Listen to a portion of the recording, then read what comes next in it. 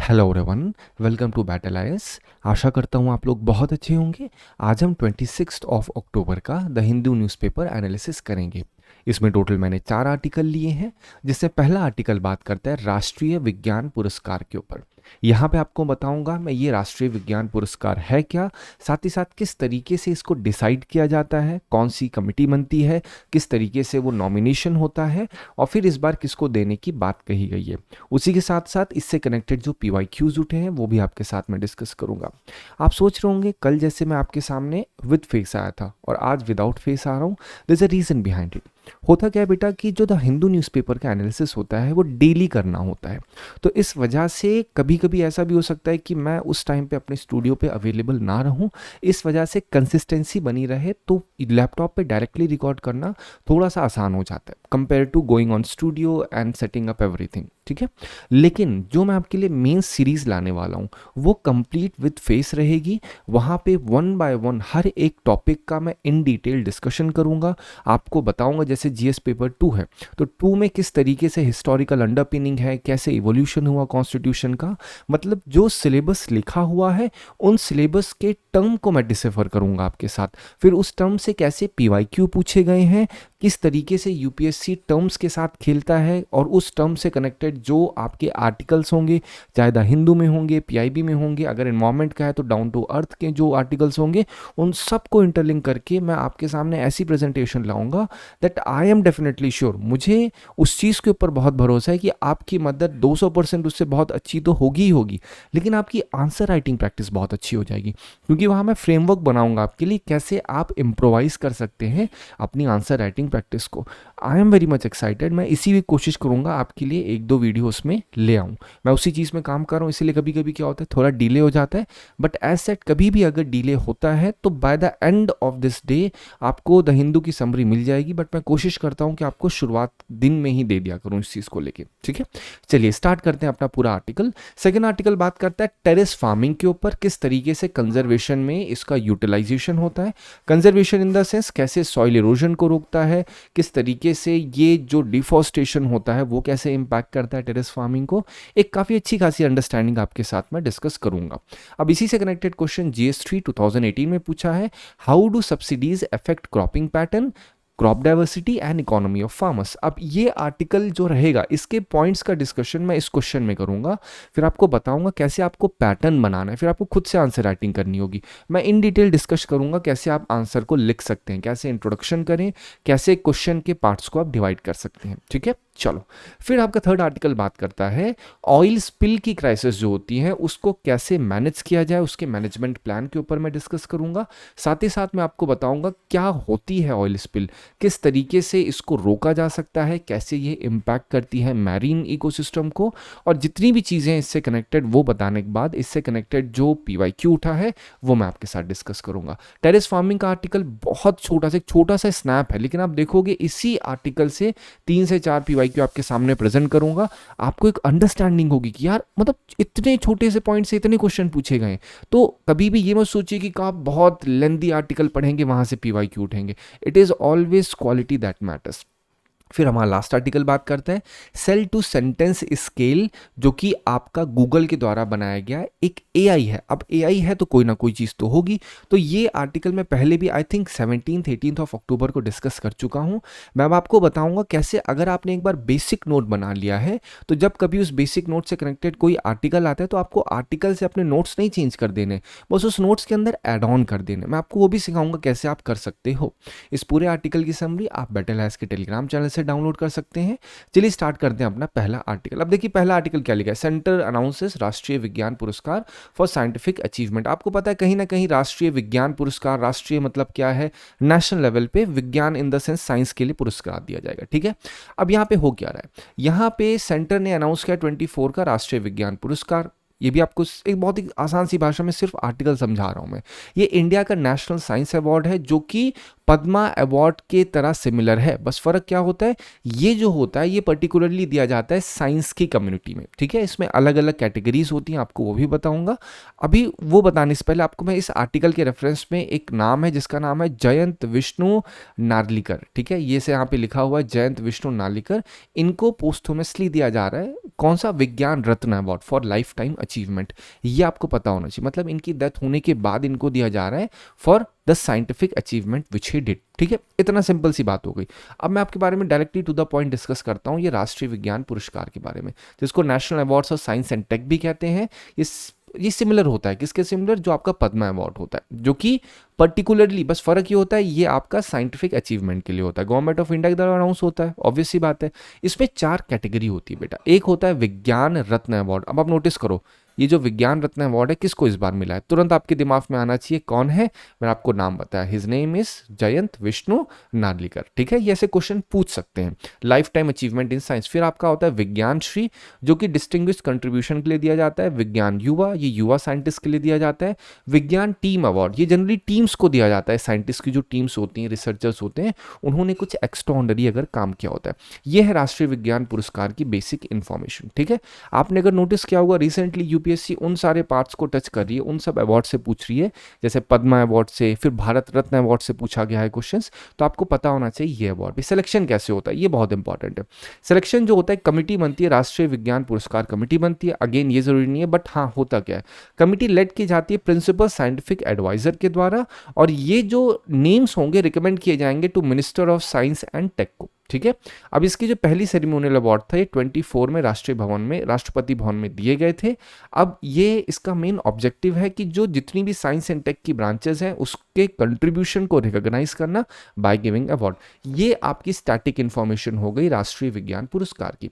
आपको समझ में आ रहा होगा, when I say CSP method what does it mean. See for मैंने आपको करंट बताया क्या है वो आर्टिकल, फिर इसका स्टैटिक पोर्शन निकाला मैं, जो कि राष्ट्रीय विज्ञान पुरस्कार है। अब इससे कनेक्टेड मैं आपको पीवाईक्यू दिखाता हूं, ठीक है। अब नोटिस करिए, ये उड़ीसा पीसीएस में क्वेश्चन पूछा गया एज इट इज राष्ट्रीय विज्ञान पुरस्कार। क्या लिखा है, दिस पुरस्कार was started by government of India year 2023। Again मैंने अभी कहा 24 में स्टार्ट किया गया है। This award is given in 4 categories. आप खुद देखो कितनी कैटेगरीज में दिया जाए, 1 2 3 4 कैटेगरीज में दिया जा रहा है, तो क्या हो गया 4, ये सही हो गया। फिर क्या कह रहे हैं, विज्ञान टीम पुरस्कार is given to team of 3 और मोर साइंटिस्ट और रिसर्चर्स इनोवेटर्स। आप खुद सोच के थी, मैंने अभी आपको कहा कि साइंटिस्ट की टीम को दिया जाता है, ठीक है। फिर क्या कह रहे हैं, for the year 2024 the field of in the field of space science and tech. यहाँ पे हल्का सा ये स्टेटमेंट इनकम्प्लीट है बेटा, ठीक है।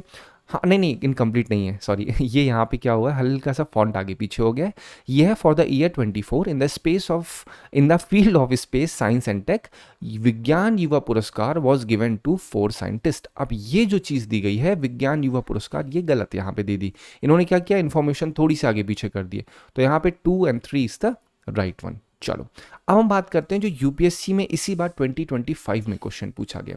क्वेश्चन क्या पूछा, who among the following are members of the jury to select recipient of Gandhi peace prize. ये 25 का है, तो आपसे मैं बोलता हूं क्या यहाँ पे ये लोग विज्ञान राष्ट्रीय विज्ञान पुरस्कार नहीं बोल सकते, who among the following are the member of the jury to select recipient of राष्ट्रीय विज्ञान पुरस्कार। पूछ सकते हैं, ऑब्वियसली पूछ सकते हैं, बस थोड़ा सा वेरिएशन डाल देंगे। बट इनकी ज्यूरी पर्टिकुलरली उतनी ज़्यादा नहीं है जितनी आपकी गांधी पीस प्राइज की होती है या और अवार्ड्स की होती है। तो प्रेसिडेंट ऑफ इंडिया क्या पार्टिसिपेट करता है इसमें, नहीं करता इसमें। अगर आपको थोड़ा बहुत इसके बारे में पता होगा, कभी भी इसके ऊपर आर्टिकल आएगा तब मैं डिस्कस कर लूंगा। प्राइम मिनिस्टर डेफिनेटली करते हैं, चीफ जस्टिस ऑफ इंडिया भी करते हैं, लीडर ऑफ अपोजिशन भी करते हैं। तो इसमें 2 3 4 इज द राइट वन। चलो अब बात करते हैं नेक्स्ट आर्टिकल पर। नेक्स्ट आर्टिकल ऐसा आर्टिकल है जो हमेशा 99.9% बच्चे इसको मिस मार देते, कहते हैं सर ये तो छोटा सा है, चित्र है सर, चित्र को क्या करें। लेकिन बेटा आप चित्र में ना सब कुछ है। देखो क्या लिखा है यहाँ पे, टेरेस कल्टीवेशन पहला स्टैटिक टर्म। फिर क्या लिखा है, this method slows down runoff thereby reducing erosion and increasing arable land in mountainous and hilly region. अब इसको आप इतना, मैं कहता हूँ हमेशा जितनी कनेक्टिविटी बढ़ा सकते हो कनेक्टिविटी उतनी बढ़ाओ। याद करो डिजास्टर मैनेजमेंट, अभी रिसेंटली जो आपने दार्जिलिंग के रीजन में देखा वो सब क्या हो रहा है, कहीं ना कहीं डिफॉरेस्टेशन का नतीजा हो रहा है। स्लोप स्टेबलाइजेशन उतना अच्छा नहीं है तभी तो हो रहा है। बट अगेन मैं उस डिटेल में नहीं जाऊंगा, साइंटिफिक टर्म नहीं यूज करूंगा, बहुत ही लेमन भाषा में बताऊंगा, ठीक है। तो यहाँ पे क्या है, जो टेरेस कल्टीवेशन है आपको पहले वो पता होना चाहिए टेरेस होता क्या है। टेरेस मतलब क्या है, जैसे आपसे बोलूं एक काम करो टेरेस से जाके कपड़ा उतार लो, टेरेस मतलब छत है, है कि नहीं। तो जो टेरेस कल्टीवेशन होता है, कल्टीवेशन मतलब क्या होता है, खेती करना, टेरेस मतलब छत पे खेती करना, बस ऐसे समझ लो, ठीक है। Never make things complex for you, UPSC को जितना ज़्यादा आप इजी बनाओगे ना अपनी लेमन भाषा में, उतना आपका भला रहेगा। तो मान लो ये पहाड़ है, तो पहाड़ पे छत बना दे रहे हैं, एक छत, दो छत, तीन छत, ऐसे कर करके छत बना दे रहे हैं, उसी को टेरेस बोल दे रहे हैं। और छत है तो छत क्या होती है, छत की खासियत क्या होती है, एकदम प्लेन होती है कि नहीं। छत जैसा चीज देखो एकदम प्लेन मैदान टाइप है, फिर ऐसे तो टेरेसेस बन गए, ठीक है, जैसे सीढ़ियां टाइप बन गई हैं, 1 2 3 4 5 6 ऐसे करके सीढ़ियां बन चुकी हैं। अब होता क्या है, यहाँ हर एक सीढ़ियों पे होगा आपका कल्टीवेशन, यहीं पे क्या होगा, खेती की जाएगी बेसिकली। ये आपको बेसिक इन्फॉर्मेशन समझ में आ गई। अब देखिए है क्या, यहाँ पे एक स्टेप लाइक फ्लैट टेरेसेस बनाए जाते हैं, जो स्लोप होता है किसका, जो हिल का स्लोप होता है। जनरली हिमालयन और नॉर्थ ईस्ट इंडिया में किया जाता है। क्यों किया जाता है, सबसे पहला रीजन होता है सॉइल इरोजन को रोकने के लिए। कैसे सॉइल इरोजन रोक लिया जाएगा, अब नोटिस करो, मान लो यहां से पानी को फेंका, एकदम एकदम एकदम पानी होते हुए आएगा, लेकिन अब सोच के देखो, अगर यहां पे एक ब्लॉकेज, एक बाउंड्री बना दी, तो जो पानी बहता हुआ आ रहा है, क्या वो पानी यहां रुक नहीं जाएगा, ये जो पानी आया ये रोक नहीं लेगा, ऑब्वियस सी बात है। तो ये जो टेरेसेस बनाए जाते हैं बेटा, ये इस तरीके से बनाए जाते हैं कि यहाँ पे जो पानी आ रहा है, पानी से ज़्यादा अगर पानी रुकेगा तो सॉइल भी तो रुकेगा ना, क्योंकि सॉइल का इरोजन कैसे होता है, जब उसके अंदर लीचिंग होती है। अगर आप थोड़ा सा याद करोगे ज्योग्राफी, फिजिकल ज्योग्राफी में वेदरिंग थोड़ा सा याद करो तो समझ में आएगा टाइप्स ऑफ वेदरिंग क्या होती है, बट उसमें नहीं जाते हैं। पॉइंट क्या है, सॉइल का जो इरोजन होता है रोकने में मदद करता है, ठीक है। इससे क्या होता है, वाटर का रन ऑफ रुकता है, और जो वाटर का रन ऑफ रुकेगा उससे क्या होगा कि यहाँ पे मान लो ये खेती कर रखी है, तो खेती को क्या चाहिए, पानी चाहिए, ठीक है। मान लो यहाँ पे इन्होंने क्या बो रखा है, मान लो इन्होंने चाय बो रखी है, टी बो रखा है, तो यहाँ पे अगर ये इन्होंने लगा दिया है, ऐसे बाउंड्री बना दी है, तो पानी इस जगह से नीचे नहीं जाएगा, क्योंकि यहाँ पे इन्होंने क्या खड़ी कर दी है, ऐसे वॉल खड़ी कर दी है, बाउंड्री खड़ी हो चुकी है। तो पहली चीज तो क्या होगी, यहाँ पे इनको फर्टिलिटी मिल जाएगी, फर्स्ट थिंग। सेकंड चीज क्या है, सॉइल का इरोजन, यहाँ की मिट्टी नीचे नहीं आएगी, तो इससे क्या होगा, स्लोप स्थिर रहेगा, स्टेबल रहेगा, ठीक है।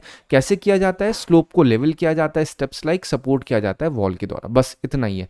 टेरेस फार्मिंग का मेन यूज क्या होता है वो आपको पता है। इम्पैक्ट क्या होगा, अगेन जैसे कभी होता है बच्चे बोलते हैं सर एक मुझे फ्रेमवर्क टाइप चाहिए, तो टेरेस फार्मिंग का पॉजिटिव इंपैक्ट क्या है, सॉइल और वाटर कंजर्वेशन होता है, जो कल्टीवेबल लैंड होता है माउंटेन्स में वो बढ़ जाता है। अगर एक माउंटेन को टेरेस फार्मिंग टाइप बना दिया जाएगा, तो वहाँ पे जितनी क्रॉप्स होगी, क्रॉप्स की जड़ें और ज़्यादा स्ट्रेंथन करेंगी, नहीं करेंगी, ऑब्वियस सी बात है। लैंड स्लाइड और जो फ्लडिंग होती है वो प्रिवेंट होती है, लोकल एग्रीकल्चर और लाइवलीहुड भी कहीं ना कहीं सपोर्ट होती है, ठीक है। ये पार्ट हो गया। अगर मैं निगेटिव पार्ट बताऊं टेरेस फार्मिंग का, ये भी चीज़ आपको पता होना चाहिए। तो टेरेस फार्मिंग सोच के देखो, पहाड़ों पे लेबरों को जाना बहुत ज़्यादा हो जाता है, तो हाई लेबर कॉस्ट होती है, बिल्ड करना, मेंटेन करना वो भी काफ़ी ज़्यादा मुश्किल हो जाता है। अगर इसको पोरली डिज़ाइन किया जाएगा, अगर सही से डिज़ाइनिंग नहीं की गई, तो ये जो वॉल्स बनी है, ये जो वॉल्स देख लो ना बेटा, ये वॉल्स टूट जाएंगे, और टूटने से क्या होगा, जो इरोजन है वो और ज़्यादा वर्स हो जाएगा। जैसे आपने नोटिस किया होगा ना, ग्लॉफ क्या होता है, ग्लेशियर लेक आउटबर्स्ट फ्लड, तो यहाँ पे अगर मान लेते हैं यहाँ पे खूब सारा पानी इकट्ठा हो गया है, यहाँ पे पूरा सॉइल इकट्ठा हो रखा है और ये वॉल टूटती है, तो एक सॉइल से जो पूरा इरोजन होगा वो ज़्यादा इंपैक्टफुल होगा, सिचुएशन और वर्स हो जाएगी, ठीक है। तो इसको आप मेंस आंसर राइटिंग में एज इट इज़ यूज़ कर सकते हैं। चलो, अब यहीं पे बात होती है कंजर्वेशन एग्रीकल्चर की। अगर यहाँ पे एक टर्म यूज हुआ, नोटिस करो इस आर्टिकल में क्या लिखा हुआ है, रिड्यूसिंग इरोजन, तो कहाँ पे, मिट्टी में क्या होता है, एग्रीकल्चर होता है ना, तो कहीं ना कहीं कंजर्वेशन एग्रीकल्चर के ऊपर बात हो रही कि नहीं हो रही। तो ये एक सस्टेनेबल फार्मिंग होती है जिसमें सॉइल को प्रोटेक्ट किया जाता है। सॉइल का प्रोटेक्शन मतलब सॉइल के इरोजन को रोकना ही तो सॉइल का प्रोटेक्शन होता है ना बेटा। तो सॉइल को प्रोटेक्ट किया जाता है, वाटर को सेव किया जाता है, और जो इनपुट कॉस्ट होती है उसको रिड्यूस किया जाता है। अगर कुछ की प्रिंसिपल्स बताऊं तो की प्रिंसिपल क्या होता है, सॉइल में डिस्टर्बेंस बहुत मिनिमम की जाती है, मतलब सॉइल में जो टिलेज कहते हो आप लोग, या फिर जो बोलते हैं जुताई, वो बहुत कम की जाती है, सॉइल को डिस्टर्ब नहीं किया जाता। की प्रिंसिपल है किसका, कंजर्वेशन एग्रीकल्चर का। सॉइल को, लेयर को कवर, परमानेंटली कवर किया जाता है, किससे, जो क्रॉप के रेसिड्यू होते हैं। मान लेते हैं आपने क्रॉप कोई बोई हुई है, उसमें से आपने मेन चीज ले ली है, फिर जो बचा हुआ है मटेरियल, उससे पूरी की पूरी मिट्टी को कवर कर दिया जाए, तो उसे क्या बोलेंगे, वो सॉइल कवरिंग होगा। क्रॉप से जो बचा हुआ रेसिड्यू है, उसी से हमने क्रॉप को पूरी, या जो मिट्टी होती है उसको पूरा कवर कर दिया है। क्रॉप रोटेशन और डाइवर्सिफिकेशन मतलब एक ही खेती ना करना, ऐसा नहीं केवल गेहूं ही करते करते जा रहे हो एक लैंड के ऊपर। इनका मतलब है कि भाई साहब आप गेहूं भी करिए, फिर उसमें दूसरी क्रॉप को रोटेट कर दीजिए, फिर तीसरी को कर दीजिए। मतलब आपको डाइवर्सिफाई करना है अपनी क्रॉप को, एक के ऊपर नहीं डिपेंड करना है। अब थोड़ा सा याद करो लोग एक ही क्रॉप को क्यों बोते हैं। अभी ये मेंस का क्वेश्चन आप याद करो, पूछा गया ना subsidy, why farmers do particular crop, because subsidy मिलती है। अभी आपको मैं कनेक्ट करके वो भी समझाऊंगा। तो वाई इज इट डन, मतलब ये क्यों किया जाता है कंजर्वेशन एग्रीकल्चर, जिससे सॉइल इरोजन रुक सके। वही चीज तो था आर्टिकल में, आर्टिकल नहीं था वो, बेसिकली एक सॉफ्ट छोटा सा स्नैप था।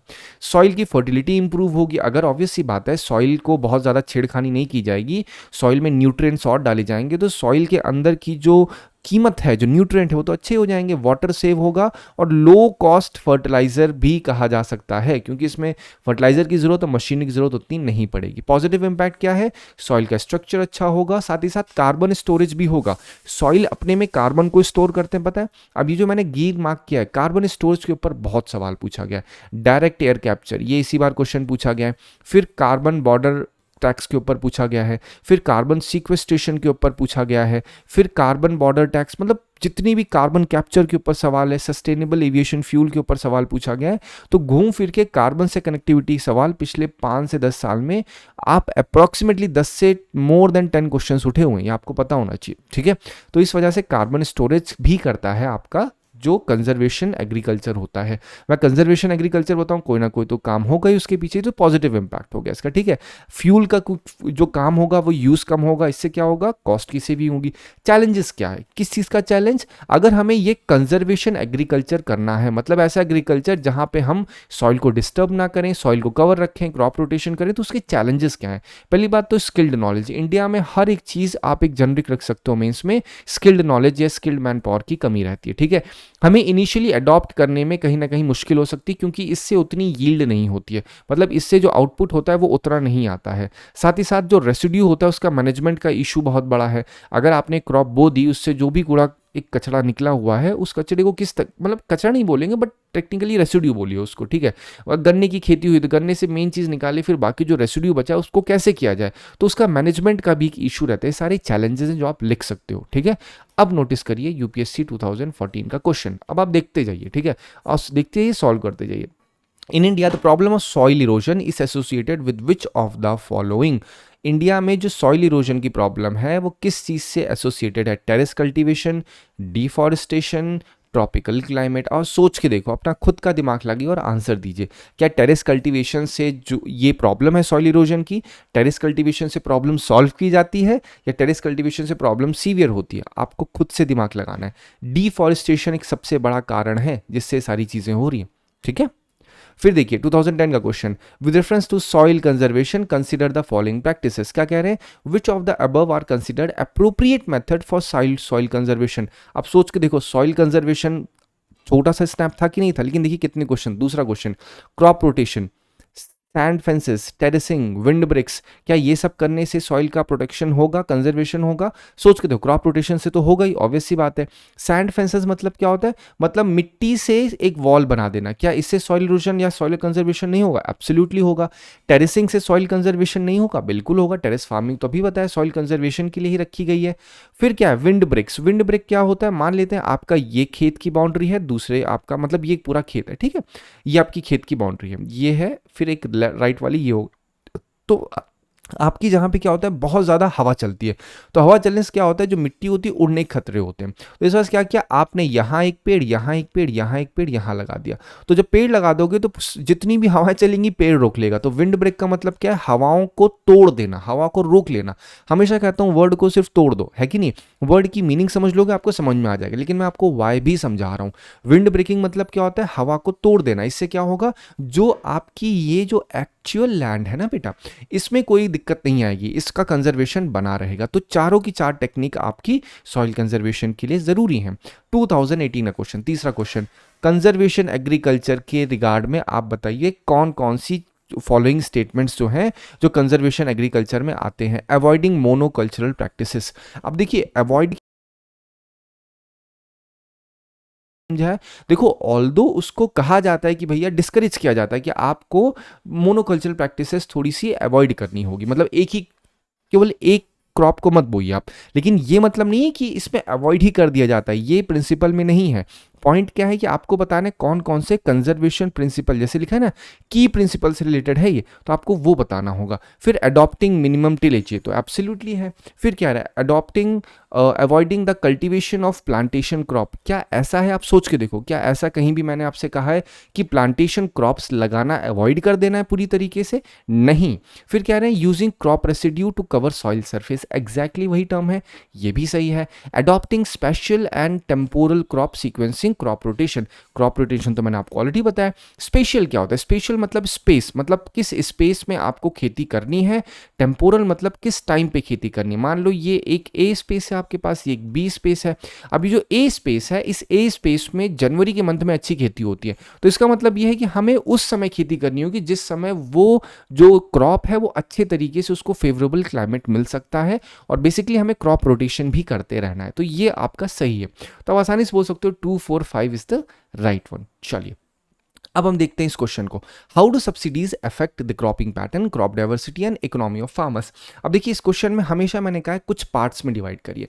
पहला क्वेश्चन क्या रहा है, हाउ डू सब्सिडी। अब ये क्वेश्चन जीएस पेपर 3 आपको पता होगा, direct and indirect subsidies, exactly ऐसे टर्म लिखा हुआ है जीएस पेपर 3 में, तो आपको पता होना चाहिए। तो आप इसको इंट्रोड्यूस कैसे करोगे, जब कभी भी ऐसा क्वेश्चन आपको दिखे जहां पे बहुत सारे टर्म्स लिखे हैं, आपको लग रहा है सर इंट्रोडक्शन क्या हम क्रॉपिंग पैटर्न से उठाएं, क्रॉप डाइवर्सिटी से उठाएं, उस केस में क्या करना है, पूरे के पूरे जितने टर्म्स लिखे हैं उन सबको इंट्रोड्यूस कर दो। ऐसे लिख सकते हो कि भैया जैसे जो एग्रीकल्चरल प्रैक्टिसेस होती हैं वो फार्मर की इनकम को काफ़ी ज़्यादा इन्फ्लुएंस करती हैं, ऐसे करके लिख दो। या तो आप उसको ऐसे लिख सकते हो कि जो आपकी एग्रीकल्चर प्रैक्टिसेस होती हैं उसमें जो फार्मर्स करते हैं जनरली, अगर गवर्नमेंट इंटरवेंशन करती है उसमें, जिस जैसे सब्सिडीज, मिनिमम सपोर्ट प्राइस या फिर क्रॉप इंश्योरेंस, ये सारे मेजर्स जो होते हैं वो कहीं ना कहीं सपोर्ट के तरीके से काम करते हैं।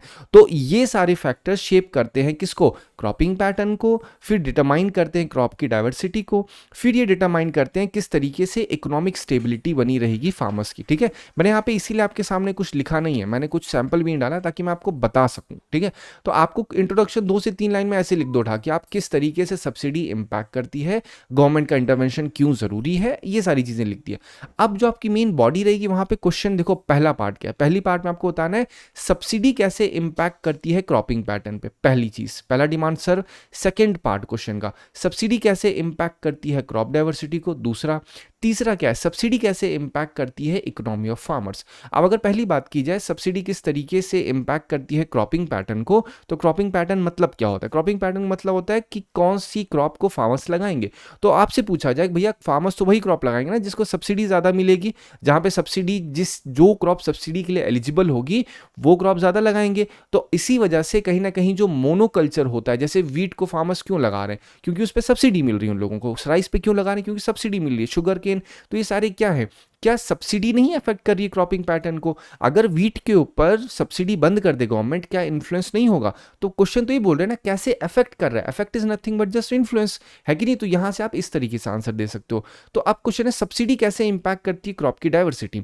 अगर किसी भी स्पेसिफिक क्रॉप को हाई इनपुट किया, हाई सब्सिडी दी जाएगी, तो ऑब्वियस सी बात है क्रॉप डाइवर्सिटी बढ़ेगी या घटेगी। मैं आपसे पूछ रहा हूं, बिल्कुल घटेगी। इसमें क्यों घटेगी, क्योंकि अगर मान लो एक XYZ क्रॉप है लेकिन यहाँ पे 10 और क्रॉप्स हो सकती हैं, लेकिन यहाँ पे सरकार XYZ क्रॉप्स को ही केवल सब्सिडी दे रही है, तो ये लोग क्या करेंगे, लोग सोचेंगे इस XYZ में सबसे ज़्यादा कौन सी क्रॉप सब्सिडी मिल रही, तो उसी को बोना चालू कर देंगे।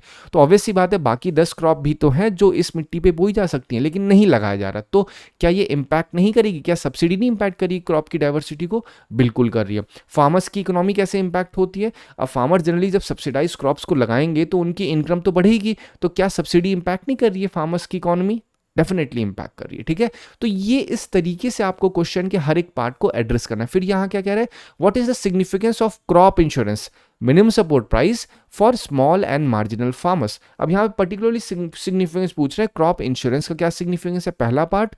दूसरा पार्ट है मिनिमम सपोर्ट प्राइस का क्या सिग्निफिकेंस है। फिर आपको बताना है फूड प्रोसेसिंग का क्या सिग्निफिकेंस है for small and marginal farmers. तो अब सोच के देखिए, मैं आपसे पूछ रहा हूँ क्रॉप इंश्योरेंस का क्या बेनिफिट हो सकता है जो आपके स्मॉल और मार्जिनल फार्मर्स हैं। सबसे पहला बेनिफिट तो यही होगा कि भैया जो क्रॉप फेलियर है उससे कहीं ना कहीं ड्यू टू नेचुरल डिजास्टर्स हो जाती हैं। नेचुरल डिजास्टर्स क्या है, लैंडस्लाइड हो गया, ड्रॉट्स हो गया, एक्सेसिव रेन हो गया, तो इन सबसे प्रोटेक्ट करता है नहीं करता, ऑब्वियसली बात है इंश्योरेंस प्रोटेक्ट करेगा। फिर ऑब्वियसली बात है फिर क्या होगा, यहाँ पे फाइनेंशियल वल्नरेबिलिटीज जो है वो कहीं ना कहीं कम हो जाएगी। बिल्कुल कम हो जाएगी। तो ये पहला आपने क्रॉप इंश्योरेंस कैसे इम्पैक्ट करता है, मिनिमम सपोर्ट प्राइस कैसे करेगा, इससे एक फिक्स प्राइस तो मिलता रहेगा ना एक स्मॉल और मार्जिनल फार्मर को। फूड प्रोसेसिंग में क्या होता है, जो एग्रीकल्चर प्रोड्यूस होता है, फूड प्रोसेसिंग का मतलब क्या है, अभी थोड़े दिन पहले मैंने आपको अपस्ट्रीम और डाउनस्ट्रीम के बारे में बताया, ठीक है, नहीं पता है तो कोई बात नहीं, अपस्ट्रीम का मतलब क्या होता है याद करिए, जो रॉ मटेरियल की स्टेज होती है, ठीक है। फिर डाउनस्ट्रीम क्या होता है, जब उसी रॉ मटेरियल में थोड़ी सी प्रोसेसिंग कर दी जाती है तो वो आपकी डाउनस्ट्रीम कैटेगरी में आ जाती है। तो फूड प्रोसेसिंग किस में आएगा, फूड प्रोसेसिंग जो है वो डाउनस्ट्रीम कैटेगरी में आता है। तो यहाँ पे क्या होता है कि जब किसी भी जो एग्रीकल्चर प्रोड्यूस है उसमें वैल्यू ऐड हो जाएगी तो इससे कहीं ना कहीं क्या होगा, इससे फार्मर्स जो होंगे उनको फायदा होगा कि नहीं होगा, बिल्कुल होगा। तो ये तरीका है आपको आंसर लिखने का, ठीक है। इसका मैं आपको एक प्रॉपर फॉर्मेट आपको टेलीग्राम चैनल पे प्रोवाइड कर दूंगा, उससे आपको अंडरस्टैंडिंग हो जाएगी किस तरीके से आपको लिखना है, एग्जैक्टली आंसर्स को फ्रेम करना है, ठीक है। आज मैंने सिर्फ बताने की कोशिश करी कि हर एक पार्ट को कैसे आप एड्रेस कर सकते हो, ठीक है। चलो अब बढ़ते हैं नेक्स्ट आर्टिकल पे। नेक्स्ट आर्टिकल क्या बात करता है, केरला गवर्नमेंट प्रिपेयर कर रही है ऑयल स्पिल क्राइसिस का मैनेजमेंट प्लान बनाने की, ठीक है। तो अभी क्या हुआ है, 2 शिप के रेक्स जो केरला के आसपास दिखे, उससे क्या हुआ, स्टेट गवर्नमेंट ने स्टार्ट कर दिया है ऑयल स्पिल क्राइसिस का एक मैनेजमेंट प्लान बनाना, ठीक है। बेसिकली एक छोटा सा आर्टिकल है जो बात कर रहा है ऑयल स्पिल क्राइसिस के ऊपर। हमें बहुत डिटेल में इसमें नहीं जाना है क्योंकि यहाँ पे ऐसा कुछ नहीं है जो आपके पेपर में आ सकता है। मैंने हमेशा कहा बेटा आप पढ़ रहे हो तो आपका मेन ऑब्जेक्टिव है कि आप सिर्फ और सिर्फ ऑब्जेक्टिव होना चाहिए कैसे PYQ सॉल्व कर सकते हो, ठीक है। तो आपको पहले समझो ऑयल स्पिल क्या है, यही तो पूछा गया यहाँ पे क्या है, ऑयल स्पिल एक वर्ड है कि नहीं है, तो ऑयल स्पिल तो समझो। ऑयल स्पिल मतलब ये जो पानी है इस पे ऑयल जब बह जाता है उसको ऑयल स्पिल कहते हैं। तो accidental release of crude oil और petroleum products into ocean, seas और river is set to be as oil spill. ये मेंस में आप एज इट इज यूज कर सकते हो, ठीक है। ये आपको समझ में आ गया। अब इम्पैक्ट क्या होता है, इन्वायरमेंटल इम्पैक्ट ये होगा, यहाँ पे मैरीन लाइफ डिस्ट्रॉय हो जाएंगी, कोरल रीफ डिस्ट्रॉय होंगे। अब आपको ही पता है कि ऑयल में किस तरीके से जो हाइड्रोकार्बन्स होता है वो इम्पैक्ट करता है पूरी मैरीन लाइफ को। इकोनॉमिक लाइफ भी इम्पैक्ट होती है क्योंकि फिशरी इम्पैक्ट होगी, टूरिज्म इम्पैक्ट होगा, कोस्टल लाइवलीहुड इम्पैक्ट होगी, हेल्थ तो इम्पैक्ट ही होगी क्योंकि यहाँ पे टॉक्सिसिटी बढ़ेगी, ह्यूमन वाइल्ड लाइफ दोनों को इम्पैक्ट होगा, ठीक है। ये ऑयल स्पिल का बेसिक मतलब हो गया। अब सोल्यूशन क्या है, सोल्यूशन में एक मैकेनिकल मेथड होता है, केमिकल होता है, बायो रिमीडिएशन, फिर ऑयल ज़ैपर, और किस तरीके से हम प्रिपेयर्डनेस कर सकते हैं। अगर मैकेनिकल मेथड की बात की जाए तो पहले इसमें बूम्स लिखा है। बूम्स मतलब क्या है, बूम्स का साधारण सा मतलब ये है, मान लो ये इतने से एरिया में काला काला दिख रहे हो आप, ये तेल बहा हुआ है, तो बूम्स में क्या करेंगे, ऐसे ही साइड में एक पूरी बाउंड्री बना देंगे, उसी में आपको ऑयल को पूरा एक जहां पे इकट्ठा कर दिया जाता है, ठीक है। ये बूम्स है। स्किमर्स में क्या होगा, skimmers basically nothing but just like अ छन्नी। छन्नी से क्या करेंगे, जैसे आप देख रहे हो, तो यहाँ पे ऑयल जो होगा उसको छान लिया जाएगा, वैक्यूम से उसको घसीट लिया जाएगा। ये सब मैकेनिकल मेथड है, मतलब जो मैनुअली किए जाते हैं। केमिकल मेथड में क्या होता है, यहाँ पे पानी में इस तरीके से डाला जाता है जिससे जो ऑयल है वो छोटे छोटे ड्रॉपलेट्स में बिखर जाए, ठीक है। बायो रिमीडिएशन में क्या होता है, यहाँ पे छोटे छोटे माइक्रोब्स को यूज किया जाता है कि इस ऑयल को डिग्रेड कर दे, और उसी बायो रिमीडिएशन में एक पार्ट है ऑयल ज़ैपर। ऑयल ज़ैपर क्या होता है, ये बायोडिग्रेडेबल माइक्रोबियल कैप्सूल्स होते हैं, छोटे छोटे छोटे, जैसे बोलते हैं ना कि आप लोग दवा की कैप्सूल्स होती है, वैसे कैप्सूल्स होती हैं, जब पानी में डाली जाती हैं तो लोग क्या करते हैं, इसमें छोटे छोटे माइक्रो ऑर्गेनिजम्स होते हैं, ये क्या करते हैं, ऑयल को डाइजेस्ट कर लेते हैं, और ये इको फ्रेंडली प्रैक्टिस कही जाती है। प्रिवेंटिव मेजर्स तो ऑब्वियसली हमें कोशिश ये करनी होगी कि ऑयल बहे ही ना, तो प्रिवेंटिव मेजर्स पहले स्ट्रिक्ट मॉनिटरिंग करनी होगी, सेफ्टी प्रोटोकॉल इंश्योर करना होगा, पब्लिक में अवेयरनेस बढ़ानी होगी कि भाई साहब अगर कहीं पे भी ऑयल स्पिल हो रहा है तो रिपोर्टिंग तुरंत हो, ठीक है। अब 2011 का क्वेश्चन देखो, ऑयल ज़ैपर क्या है, बहुत ही आसान लग रहा है, क्या है, eco friendly tech for remediation of oily sludge and oil spill. Obvious सी बात है, यही सही है। इन्होंने क्या क्या दिया है, इन्होंने दे रखा है, it is the latest tech develop for under sea exploration, समझ लो ये सारे इन्होंने दे रखे हैं, लेकिन oil zapper is nothing but just a tech. या आप ऐसे बोल सकते हो कि भैया इसमें छोटे छोटे कैप्सूल्स डाले जाते हैं माइक्रो ऑर्गेनिजम्स के, जो ऑयल के स्लज को क्या करते हैं, डिग्रेड कर देते हैं। अब हाउ ऑयल ज़ैपर वर्क से भी पता होना चाहिए क्योंकि ऑयल ज़ैपर से क्वेश्चन उठा है, तो मैं इन डिटेल भी आपको बताऊंगा। तो ये जो ऑयल ज़ैपर में छोटे छोटे कैप्सूल्स होते हैं ना बेटा, ये क्या होते हैं, एंजाइम्स को प्रोड्यूस करते हैं, जो कि ऑयल में क्या होता है, ऑयल में हाइड्रोकार्बन्स ही तो होते हैं, तो उन हाइड्रोकार्बन्स को ब्रेक कर देता है। ब्रेक कर देता है किसमें, हार्मलेस सब्सटेंसेस में। कार्बन डाइऑक्साइड अलग हो जाता है, वाटर अलग हो जाता है। तो इसमें अगर कुछ पर्टिकुलर माइक्रोब्स की बात करें तो आप नोटिस करोगे बैक्टीरिया, बैसिलस, फिर और जो मैरीन के बैक्टीरियाज होते हैं वो सारे इन कैप्सूल्स में डाले जाते हैं। आपने नोटिस किया होगा कभी भी अगर बैक्टीरियल इन्फेक्शन होता है, डॉक्टर क्या करते हैं, एंटीबायोटिक्स देते हैं, है कि नहीं। तो एंटीबायोटिक्स क्या होते हैं, फिर आप नोटिस किया होगा कि एक वो आता है, I am not able to recall, याकुट याकुट करके एक छोटी सी सिरप आती है ना, उसमें क्या होता है, उसमें कहते हैं भैया छोटे छोटे माइक्रोब्स हैं आपके गट, गुड गुड बैक्टीरिया बेसिकली हैं वो। तो गुड बैक्टीरिया क्या करते हैं, वो आपके पेट के जितने भी बैड बैक्टीरियाज हैं उनको खत्म करके बेसिकली एक स्टोरेज कर देते हैं। तो ये भी एक तरीके से समझ लो कि ये एक कॉलोनी है पूरे बैक्टीरियाज की, जो कि पानी में डाली जाती है ऑयल को पूरी तरीके से एब्जॉर्व करने के लिए। ठीक है, आई होप आपको आइडिया लग चुका होगा इस चीज़ के बारे में। अब एक लास्ट आर्टिकल बात कर रहा है गूगल का जो AI बनाया गया है ड्रग डिस्कवरी के लिए। मैंने हमेशा कहा है न्यूज़ फेजेस में चलती है, पहला फेज इसका ऑलरेडी 10 दिन पहले आ चुका था, लेकिन दोबारा रिपीट हुआ ये। तो अगेन हमें ये पूरा पढ़ने की जरूरत नहीं है, अगर आपने उस दिन पढ़ा होगा तो वही सेम चीज़ ही आपको दिमाग में रखनी है। यहाँ पे सिर्फ कभी कभी क्या होता है पता है, देखो जब द हिंदू वालों के पास ज़्यादा आर्टिकल्स नहीं होते ना, तो वो लोग पिछले आर्टिकल को रिपीट करके बोलते हैं, कान इधर से घुमा के उधर पकड़ लेते हैं, दैट्स ऑल। ठीक है, उसको थोड़ा डेकोरेटिव भाषा में सेल विस्परर कह रहे हैं, देखो कैसे लिख रहे हैं। अब बच्चा सोचता है सर दोबारा नोट्स बना, you don't have to make notes times again. एक बार नोट्स बनाइए और दोबारा सिर्फ आपको क्या करना है, आपको नोट्स को क्राफ्ट करना है। ठीक है, तो आप नोटिस करिए ये ऑलरेडी आर्टिकल था, उस दिन मैंने समझा दिया था क्या था, सेल टू सेंटेंस स्केल नाम का इन्होंने एक क्या बना रखा है, AI मॉडल बना रखा है गूगल ने। इसका काम क्या है, इसमें 27 बिलियन पैरामीटर्स हैं।